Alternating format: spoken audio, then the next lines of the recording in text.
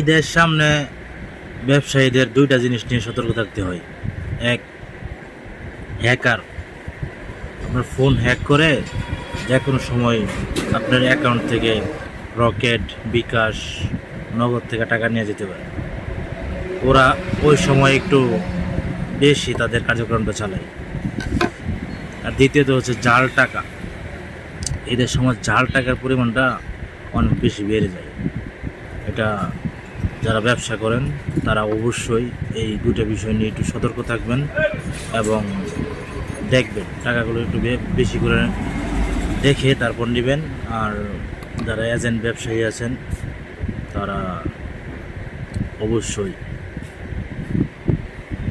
সতর্কতার সহিত অ্যাপসে লেনদেন দেখে তারপর হচ্ছে আপনার টাকা দেওয়া নেওয়া নেবেন।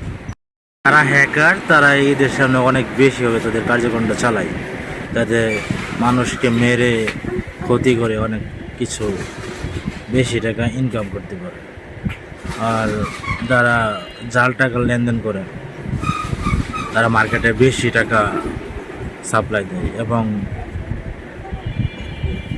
অল্প টাকার বিনিময়ে অনেক বেশি টাকা সাপ্লাই দেয়।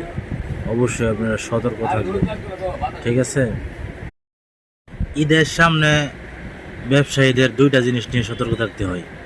এক, হ্যাকার আপনার ফোন হ্যাক করে যে কোনো সময় আপনার অ্যাকাউন্ট থেকে রকেট, বিকাশ, নগদ থেকে টাকা নিয়ে যেতে পারে। ওরা ওই সময় একটু বেশি তাদের কার্যক্রমটা চালায়।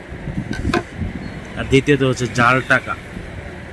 এদের সময় জাল টাকার পরিমাণটা অনেক বেশি বেড়ে যায়। এটা যারা ব্যবসা করেন তারা অবশ্যই এই দুটো বিষয় নিয়ে একটু সতর্ক থাকবেন এবং দেখবেন, টাকাগুলো একটু বেশি করে দেখে তারপর নেবেন। আর যারা এজেন্ট ব্যবসায়ী আছেন তারা অবশ্যই সতর্কতার সহিত অ্যাপসে লেনদেন দেখে তারপর হচ্ছে আপনার টাকা দেওয়া নেওয়া নেবেন। যারা হ্যাকার তারা এই দেশের সামনে অনেক বেশিভাবে তাদের কার্যক্রমটা চালায়, যাতে মানুষকে মেরে ক্ষতি করে অনেক কিছু বেশি টাকা ইনকাম করতে পারে। আর যারা জাল টাকা লেনদেন করে তারা মার্কেটে বেশি টাকা সাপ্লাই দেয় এবং